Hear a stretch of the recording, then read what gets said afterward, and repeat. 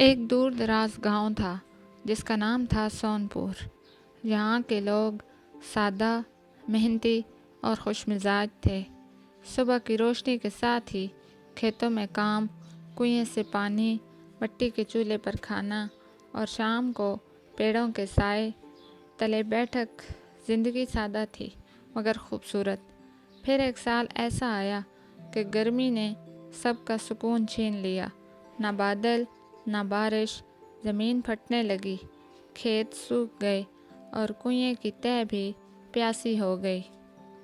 بوڑھا چاچا سلیم ہر روز سورج کو دیکھ کر آہ بھرتا، یہ گرمی تو جیسے قہر بن کر ٹوٹی ہے، اللہ خیر کرے۔ عورتیں مٹکوں کے ساتھ میلوں چلتی پانی کی ایک بوند کے لیے، بچے پیاسے، کھانے کو کچھ نہ ہو اور جانور بھی بلبلاتے۔ صفیہ بی بی کا ایک ہی گائے تھی جس کا دودھ پورے گھر کا سہارا تھا۔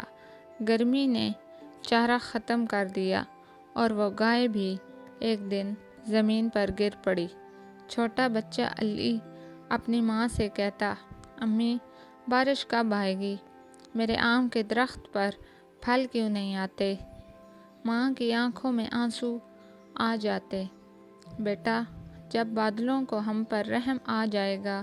ایک دن پورے گاؤں نے فیصلہ کیا کہ اجتماعی دعا کریں گے۔ سب مسجد کے صحن میں جمع ہوئے، بچوں، بوڑھوں، عورتیں، سب نے ہاتھ اٹھائے آسمان کی طرف، امید بھری نظریں۔ اور پھر کچھ دن بعد بادل آئے، تیز ہوائیں چلیں، بجلی چمکی اور بارش برس پڑی۔